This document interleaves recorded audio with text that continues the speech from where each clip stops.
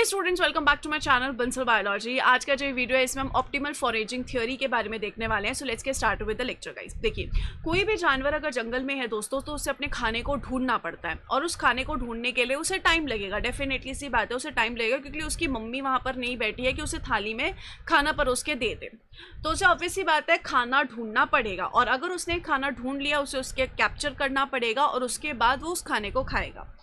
खाने को खाने के बाद उसको एक एनर्जी मिलेगी। तो कभी भी अगर एक प्रेडेटर एक प्रे को खा रहा है तो उसको फ़ायदा क्या होने वाला है दोस्तों? उसको बेनिफिट ये होने वाला है कि उसको बहुत सारी एनर्जी मिलेगी। उसका नुकसान क्या होगा कि उसे ढूंढने में टाइम बहुत लगेगा, क्योंकि जंगल में खाना मिलेगा नहीं मिलेगा, we don't have any idea. अब ऑप्टिमल फॉरेजिंग थ्योरी यानी कि ओएफटी ये कहती है कि हम यहाँ पर मैक्सिमाइज करना चाहते हैं net energy intake per unit time को व्हेन फॉरेजिंग। हम ये चाहते हैं कि हमें ज़्यादा से ज़्यादा एनर्जी मिले और कम से कम टाइम हमारा कंज्यूम हो। जितना भी टाइम हो रहा है उसमें हमें मैक्सिमम एनर्जी मिले, ये बोलती है ओएफटी थ्योरी। तो it assumes that natural selection favours individual who gain food more efficiently. जो ज़्यादा एफिशिएंटली खाना ढूंढ सके उसको नेचुरल सिलेक्शन फेवर करता है। अब ये जो ओएफटी है ये हमें क्या कहना चाहती है, इसको हम और डेप्थ में समझने की कोशिश करते हैं। जैसा कि मैंने आपको कहा कि कोई भी जानवर अगर खाने को ढूंढ रहा है तो उसको क्या मिलने वाली है? एनर्जी मिलने वाली है। और उसको एनर्जी कब मिलेगी? जब सबसे पहले वो यहाँ पर खाने को ढूंढेगा। मतलब एक चीज़ हो जाएगी सर्च टाइम, कि उसे खाने को ढूंढना पड़ेगा। दूसरी चीज़ यहाँ पर दोस्तों क्या हो जाएगी? Handling time. हैंडलिंग टाइम यानी कि वो उस खाने को पकड़ेगा, उस खाने को खाएगा, तो उसमें भी तो समय जाएगा, तो वो हो जाता है हैंडलिंग टाइम। तो यहाँ पर ये कहता है कि प्रे को कब प्रेफर किया जाएगा, किसी भी प्रे को कब प्रेफर किया जाएगा? जब energy divided by handling time ज़्यादा हो। जब इसकी वैल्यू ज़्यादा हो तो इसका मतलब यहाँ पर इस तरीके के प्रे को प्रेफर किया जाएगा। इसका मतलब है कि एनर्जी बहुत ज़्यादा मिली, हैंडलिंग टाइम कम हुआ। जितनी ऊपर वाले की वैल्यू ज़्यादा और जितनी नीचे वाली की वैल्यू कम, उतना ही ज़्यादा हमें बेनिफिट होने वाला है। तो एनर्जी हमें सबसे ज़्यादा से ज़्यादा मिले, हैंडलिंग टाइम हमारा कम से कम मिले।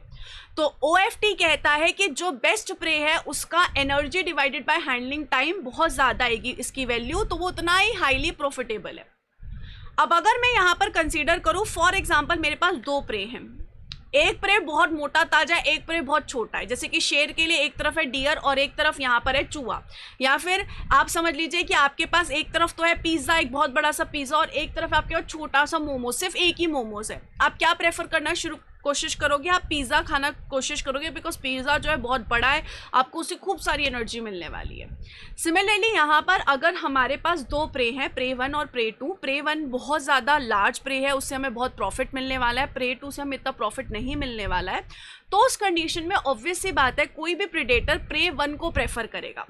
तो अब प्रे 1 को प्रेफर क्यों किया जाएगा? Because E1 divided by H1। E1 का मतलब क्या है कि प्रे 1 को खाकर मुझे जितनी एनर्जी मिल रही है और प्रे 1 को हैंडल करने के लिए मुझे जितना हैंडलिंग टाइम चाहिए इज ग्रेटर देन प्रे 2 से मुझे जितनी एनर्जी मिल रही है डिवाइडेड बाय प्रे 2 को हैंडल करने के लिए मुझे जितना हैंडलिंग टाइम लग रहा है। तो अगर ये वैल्यू ज़्यादा है, E1 divided by H1 is greater than E2 divided by H2, in that case definitely सी बात है कि यहाँ पर जो प्रेडेटर है इस प्रे को प्रेफर करेगा। वो इसको खाना क्या प्रेफर करेगा? मैंने आपके सामने सिर्फ एक मोमोज रख दिया और एक बहुत बड़ा पिज़्ज़ा रख दिया, तो आप पिज़्ज़ा खाना प्रेफर करेंगे। सिमिलरली अगर मैंने शेर के सामने एक चूहा रख दिया और एक डियर रख दिया तो वो डियर को खाना प्रेफर करेगा, बिकॉज उससे उसे बहुत ज़्यादा एनर्जी मिल रही है। बट व्हाट इफ बहुत दिनों तक प्रेडेटर को खाना ही नहीं मिल रहा है? व्हाट इफ प्रेडेटर बहुत दिनों तक खाना ही नहीं ढूंढ पाया? इस कंडीशन में अगर मैं आपके सामने भी एक मोमोज रखूं तो आप उस एक मोमोज को तुरंत खा जाओगे, अगर आपको मैंने बहुत दिनों तक खाना ही नहीं दिया। सेम यहाँ पर यही चीज़ होती है कि अगर व्हाट इफ प्रेडेटर जो है उसे बहुत टाइम तक प्रे 1 मिला ही नहीं, तो इस कंडीशन में क्या वो प्रे 2 को कंज्यूम करेगा या फिर वो प्रे 2 को कंज्यूम नहीं करेगा और प्रे 1 को सर्च करता रहेगा? अब देखो, प्रे 1 उसके लिए बहुत बेनिफिशियल है, ये बात बिल्कुल सच है दोस्तों, लेकिन उसको ढूंढने में टाइम भी तो बहुत लग रहा है ना, उसको बहुत ज़्यादा टाइम कंज्यूम भी करना पड़ रहा है। अब जितना लंबा वो प्रे 1 के लिए वेट करेगा उतना ही उसकी एनर्जी ड्रेन होती जाएगी। तो उसे कहीं ना कहीं अगर प्रे 2 मिले तो उसे खा लेना चाहिए। तो यहाँ पर ये वाली बात है कि should a predator eat prey two or still waits for prey one. तो इस कंडीशन में दोस्तों एक फॉर्मूला होता है, इसको हम बोलते हैं कि यहाँ पर प्रे टू को कंज्यूम करेगा इसी कंडीशन में। कब? जब E2 divided by H2 is greater, मतलब एनर्जी जो हमें मिल रही है प्रे टू को खा के डिवाइडेड बाय उसका हैंडलिंग टाइम जो है इज ग्रेटर देन E1, यानी कि प्रे वन को खाकर हमें जितनी एनर्जी मिल रही थी डिवाइडेड बाय उसका सर्च टाइम, क्योंकि प्रे वन को ढूंढने में अभी हमें बहुत ज़्यादा सर्च टाइम लग रहा है और प्लस हैंडलिंग टाइम।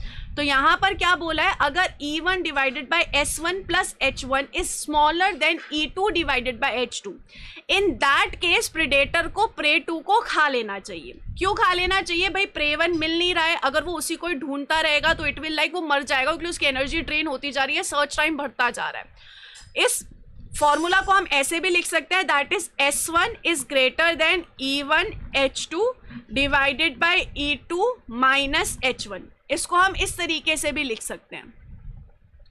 तो यहाँ पर बेसिकली दोस्तों बात ये कही गई है कि कब यहाँ पर वो प्रे टू को खाना प्रेफर करेगा, इसके बारे में हम यहाँ पर बात कर रहे हैं। तो ये सारी चीज़ें दोस्तों किसके ऊपर डिपेंड करती है? सारी चीज़ें डिपेंड करती है अबंडेंस ऑफ प्रे वन के ऊपर। अगर प्रे वन बहुत ज़्यादा अबंडेंस में है तो ऑब्वियस ही बात है प्रीडेटर कभी प्रे टू को नहीं खाएगा।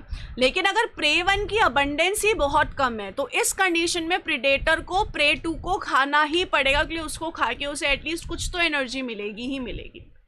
तो सारा कॉन्सेप्ट यहाँ पर दोस्तों क्या है, प्रे वन जो है वो लार्जर साइज का है, तो सबसे पहले तो प्रे वन को ही प्रेफर किया जाएगा। रीजन भी उसका जो E1 डिवाइडेड बाय H1 है वो E2 डिवाइडेड बाय H2 से बहुत ज़्यादा है।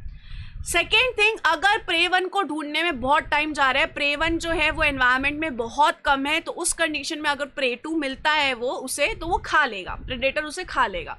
कंडीशन सिर्फ इतनी सी है कि E2 divided by H2 should be greater than E1 divided bye S1 plus H1, उससे ये ज़्यादा होना चाहिए। इसे हम इस तरीके से भी लिख सकते हैं। तो अगर सर्च वन बहुत ज़्यादा है, फर्स्ट एनिमल को सर्च करने का टाइम बहुत ज़्यादा लग रहा है, तो इस कंडीशन में उसे प्रे टू को खा लेना चाहिए। अब दोस्तों इससे रिलेटेड CSIR कुछ क्वेश्चंस पूछे हैं, उसको हम यहाँ पर देख लेते हैं। जैसे कि ये क्वेश्चन CSIR ने दिसंबर 2024 में पूछा था। क्वेश्चन यहाँ पर ऑप्टिमल फॉरेजिंग थ्योरी के बारे में ही पूछा है। क्वेश्चन पूछ रहा है, which one of the following statements predict correctly when the predator should eat prey two given the condition above, कि यहाँ पर इनमें से ऐसी कौन सी कंडीशन है जिसमें जो प्रेडेटर है उसे प्रे टू को खा लेना चाहिए। तो कब उसे प्रे टू को खा लेना चाहिए? जब सर्च टाइम बहुत ज़्यादा हो, जब सर्च टाइम फर्स्ट प्रे को ढूंढने के लिए बहुत ज़्यादा हो। तो इसमें हम S2 को तो कंसीडर करते ही नहीं है। S2 यहाँ पर क्या है? S2 यहाँ पर सर्च टाइम है प्रे टू के लिए, तो प्रे टू तो हम मान रहे हैं प्रे टू को ढूंढने में ज़्यादा टाइम नहीं लगेगा, लेकिन प्रे टू रेस्ट प्रॉफिटेबल है। तो हम यहाँ पर प्रे टू के सर्च टाइम को नहीं देखते, प्रे वन के सर्च टाइम को देखते हैं। जब प्रे वन का सर्च टाइम बहुत ज़्यादा हो, उस कंडीशन में यही अच्छा होता है कि यहाँ पर वो कंज्यूम कर ले प्रे टू को। तो this is the only condition. यहाँ पर B option will be absolutely correct. एकदम डायरेक्ट क्वेश्चन था दोस्तों ये। ऐसे ही एक और क्वेश्चन पूछा गया था फरवरी 2022 में। क्वेश्चन ये बोल रहा है कि आप समझिए कि आपके पास दो प्रे हैं, एक बिग प्रे है और एक स्मॉल प्रे है, जिनकी ये एनर्जी वैल्यू है, हैंडलिंग टाइम है और सर्च टाइम है। कह रहा है OFT के according when will the predator preferentially select prey two, कब वो प्रे टू को सेलेक्ट करेगा। तो ऑब्वियस ही बात है, जब प्रे वन हाई अमाउंट में होगा तो वो प्रे टू को देखेगा भी नहीं, तब वो प्रे वन को ही खाएगा। जब प्रे वन और प्रे टू इक्वल अमाउंट में होंगे तभी भी वो प्रे वन को ही खाएगा, क्योंकि प्रे वन का अमाउंट अच्छा खासा है। जब यहाँ पर ये दोनों अमाउंट इक्वल होंगे तभी भी वो प्रे टू को नहीं खाएगा। वो प्रे टू को सिर्फ एक ही कंडीशन में खाता है दोस्तों, when E2 divided by H2 is greater then E1 divided by H1 plus S1। सिर्फ इसी कंडीशन में वो प्रे टू को कंज्यूम करेगा। बिल्कुल डायरेक्ट क्वेश्चन था। ऐसे ही दोस्तों एक और क्वेश्चन CSIR ने पूछा था 2022 सितंबर के पेपर में। पूछा गया है, consider a predator species foraging for prey in a habitat where two prey species are there, A and B। जो A है वो हाई वैल्यू का है, जो B है वो लो वैल्यू का है। तो यहाँ पर आपको बताना है कौन से इसमें से ऑप्टिमल फॉरेजिंग थ्योरी होगा। कह रहा है, if it takes too long to search for prey A, predator में switch to eating prey B only. बात तो सही कह रहा है कि अगर प्रे ए को ढूंढने में बहुत टाइम लग रहा है, अगर पिज्ज़ा को ढूंढने में बहुत टाइम लग रहा है, तो तुम्हें अगर एक मोमोज भी दिखेगा तो तुम उसे खा लोगे। If it takes long to search for A, predator may eat both A and B whichever is encountered. अब दोस्तों ये वाला ऑप्शन ज़्यादा सही नहीं है कि आप फॉर एग्जाम्पल बहुत टाइम तक पिज़्ज़ा को सर्च करो। अब इतना थक गए हो, आपने बोला कि मैम अब मुझे पिज़्ज़ा मिल जाए या मोमोज मिल जाए, मैं कुछ भी खा लूँगा। ऐसा तो नहीं है कि आप अगर आपके सामने पिज़्ज़ा आ गया तो आप उसे खाओगे नहीं, आप मोमोज को ढूंढते रहोगे, एक जो मोमोज है उसे ढूंढते रहोगे, ऐसा तो है नहीं। आप यहाँ पर दोनों में से कुछ भी दिखे आप उसे खा लोगे। तो ज़्यादा सही यहाँ पर कौन सी स्टेटमेंट हो गई दोस्तों? ज़्यादा सही यहाँ पर बी ऑप्शन हो गया। सो दोस्तों ये हमारा कॉन्सेप्ट था OFT का। आई होप कि आपको इसको पढ़कर बहुत मज़ा आया होगा, आपको अच्छा लगा होगा ये कॉन्सेप्ट। अगर दोस्तों आपको बंसल बायोलॉजी पे मेरे साथ किसी भी एग्जाम की तैयारी करनी है, PhD एंट्रेंसेस की, MSc एंट्रेंसेस की, तो आप बंसल बायोलॉजी के साथ जुड़ सकते हो। Wish you all the very best guys. इसके अलावा अगर आपको कोई टॉपिक पे वीडियो चाहिए होगा तो कमेंट सेक्शन पे बताइएगा, या फिर आपको कोई भी गाइडेंस सेशन या कुछ भी चाहिए कमेंट सेक्शन में ज़रूर बताइएगा। और ये वीडियो कैसा लगा do tell me in comment section. Thank you so much guys, take care of yourself, bye bye.